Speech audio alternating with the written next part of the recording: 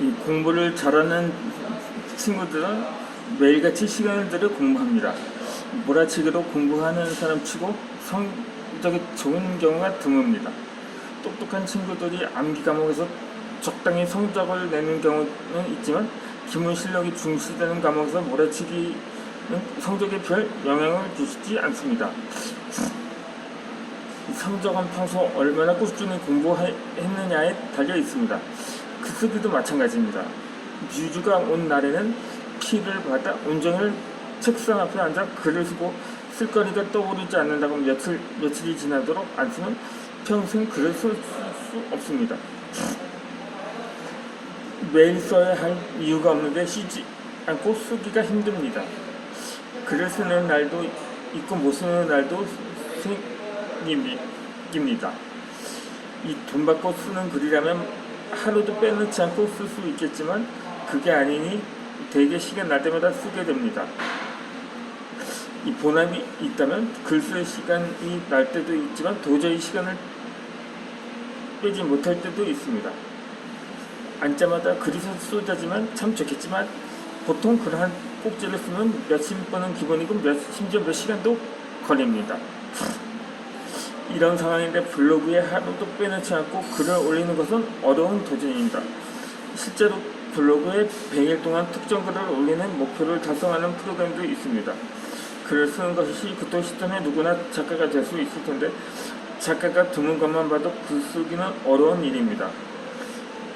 아침부터 저녁까지 스케줄이 빡빡한 상태에서 새벽같이 일어나 글을 쓰고 나가는 것도 어렵고 일하며 틈틈이 글을 쓰는 것은 더더욱 어렵습니다. 이 필리핀 세부로 여행을 간 사람이 있는데 그 사람은 3박 5일 여정이었는데 거의 매일 서평을 올리는 것은 아니지만 당시에는 우연히도 하루에 한두 권의 책을 읽었다고 합니다. 지금까지 단 한 번도 하루에 서평을 2개 올린 적이 없다고 합니다. 되도록 새로운 책을 읽기 전에 이미 읽은 책의 서평을 쓰려고 노력을 한다는 거죠. 성악이 여의지 않다면 어쩔 수 없으면 서평을 끝낸 뒤 새로운 책을 읽는다고 합니다.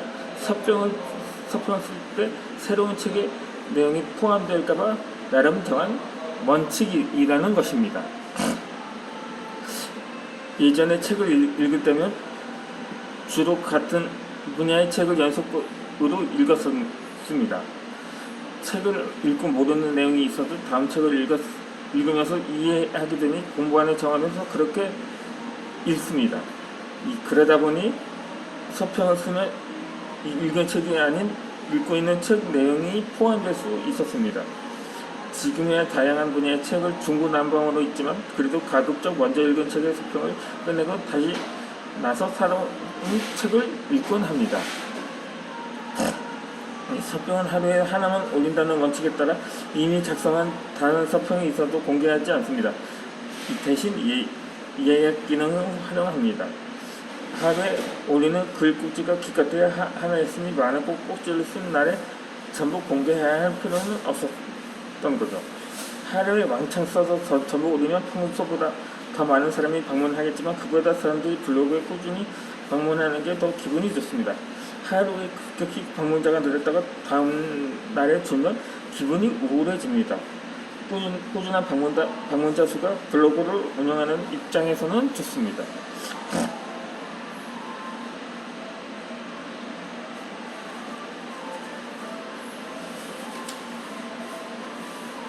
무슨 특별한 것을 하기 전에는 책을 그렇게 해서 서평을 읽수록 예약을 걸어 놓습니다. 물론 해외여행을 하면서도 얼마든지 글을 쓸 수 있었겠지만 이미 읽은 책의 서평을 머리에 넣어두었다가 그때 가서 쓰는 것은 우습습니다. 내 입장에서는 서평뿐만 아니라 다른 내용도 함께 써놓고 예약을 했기에 해외에 가 있던 상황에서도 글이 매일 오픈되어 댓글로 소통을 할 수 있었다고 합니다. 글쓰기는 의심되더라도 간단한 댓글로 소통하는 것은 어렵지 않았다는 거죠. 그렇게 해외여행기를 몇 번이나 블로그에 올린 사람도 하루도 빠지지 않고 글이 올라온 사람들은 그 사람이 해외여행을 갔다 온 것을 모를 정도라고 합니다. 갔다 온 뒤에 그 여행 관련 글을 올리니 다들 언제 갔다 왔냐고 궁금해할 정도라고 하더군요. 어쩌다 뮤즈라고 하는 그분이 오신 날 글을 많이 쓴 뒤에 하루에 하나씩 올리는 기능도 있다는 이야기입니다. 이 같은 기능은 나로 전 참 유용합니다. 이 우리는 혼자 외롭게 자신을 갈고 닦으려고 글을 쓰는 것이 아닙니다. 내가 쓴 글을 누군가 읽고 반응해주면 기쁜 마음은 또다시 새로운 글을 써주려고 생깁니다. 공모 전에 작품을 초과하거나 습작하는 것이 아니라면 자신이 쓴 글을 사람들과 소통하고 싶어하는 게 당연합니다. 이 신경잡기든 리뷰든 어떤 형식의 글이라도 혼자 쓰고 만족하는 것이 아니라 함께 나누고 싶은 것입니다. 사람들이 내 블로그에서 이렇게 반응해줘야 만족하고 기쁜 거죠. 글을 읽는 사람 입장에서는 글이 올라오다 한동안 올라오지 않고 갑자기 하루에 몇 개씩 올라오면 부담스럽습니다. 하루에 하나씩 글이 올라오면 읽는 입장에서는 더 집중하며 읽게 됩니다. 아무리 내 마음대로 쓴다고 해도 블로그를 하는 이유 중 하나는 여러 사람과 소통입니다. 몰라서 올리는 것보다 매일 글을 올리면 훨씬 더 많은 사람과 소통하며 즐거운 경험을 공유할 수 있습니다. 나는 어떤 날은 하루에 5꼭지 정도 쓰기도 합니다. 이럴 때 모든 글을 한꺼번에 올려 공개하기는 아쉽습니다. 단 하루 일주일 한정 글을 쓰지 못할 만큼 시간이 없을 때가 분명 있습니다. 마케팅 목적이나마 블로그에 적절한 글을 올려야 하지만 시기와 상관없는 글이라면 하루 이틀 혹은 며칠 늦게 공개되어도 문제될 것은 없습니다. 그런 이유로 내 평소에 예약해놓은 글만 10개가 넘습니다. 예약글이 6개 정도까지 늘어날 때도 있습니다. 블로그에 글을 올리면 다른 사람들 지속적으로 싶은 사람들에게 예약 발행은 좋은 방법입니다. 날마다 글을 많이 쓰는 사람이라면 걱정할 필요도 없이 모든 글을 즉시 올리면 됩니다. 내일 또 다시 엄청난 글을 써서 올릴 테니 말입니다. 처음 호기롭게 글 쓸 때는 가능할지 몰라도 시간이 지나면 하루도 빼놓지 않고 글을 쓴다는 것이 얼마나 어려운지 깨닫게 됩니다. 마음껏 글을 쓰면서 과하게 드러내지 않는 채 하나씩 전부 소통할 수 있게 하려면 예약 방법을 활용해 보는 것도 좋은 방법일 것입니다.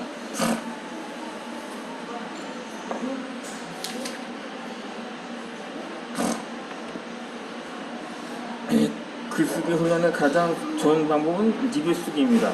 부담 없이 글쓰기를 시작하기에 좋은 소재가 일성이라면 리뷰는 가장 확실하고도 좋은 방법입니다.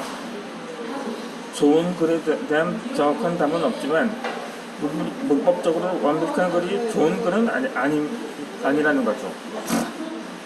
이 미사 요구가 뛰어난 글이 좋은 글도 아니라 자신의 생각을 조리 있게 생각해보게 알리는 글이 제일 좋은 글입니다.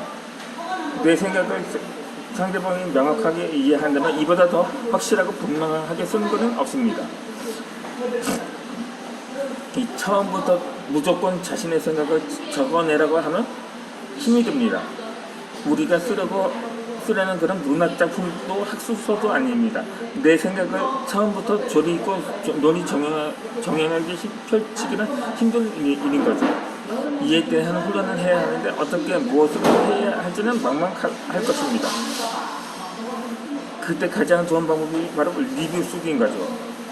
기본적으로 리뷰 쓰기는 무엇인가 읽거나 보거나 체험해야만 가능합니다. 무엇인가 경험한 바를 바탕으로 글을 쓸 수 있어서 비교적 덜 막막한 거죠.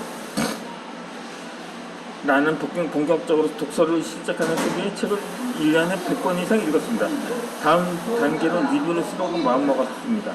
그렇게 시작한 리뷰 쓰기가 어느덧 서평만 해도 그 수를 헤아릴 수가 없거든요.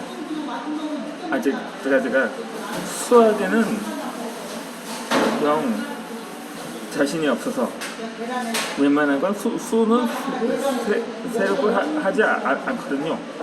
그렇지만 지금 1년에 쓴 리뷰가 그래서 이거도 최소 100개 이상은 되리라고 추측이 됩니다.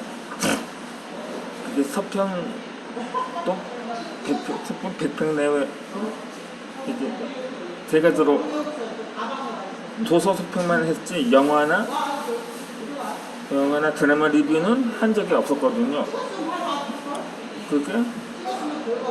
그렇게 해서 나는 글쓰기 실력을 향상시키고자 했는데 그것을 몇 살인 그렇게 이라고는 계산은 하진 않았었거든요. 그렇게 리뷰를 써서 내 글쓰기 실력을 증가시켰고 생각을 더욱 정정하게 다듬을 수 있게 되었습니다. 물론 처음에 쓴 리뷰는 보도될 것 없습니다. 책을 다 읽고 열심히 내 생각을 적은 것 뿐이었던 거죠. 분량도 무척 적었거든요. 글을 쓸 힘이 부족하니 서평의 분량도 적을 수밖에 없었던 거죠. 그렇게 몽단으로 따지면 5에서 6달러 정도 되었던 것으로 사료됩니다. 지금 그렇게 뭐라면 어떨 때는 10달러까지도 기록한 적이 있었는데 그렇게 나도 모르게 길게 쓴 리뷰는 한 15달러까지 되었던 걸로 생각이 됩니다. 그렇게 이 정도면 어지간한 책은 6-7쪽 정도 되는 상당히 긴 분량입니다. 그렇게 하지만 제가 장문으로 쓰는 능력은 처음부터 내게 있었던 것은 아닙니다.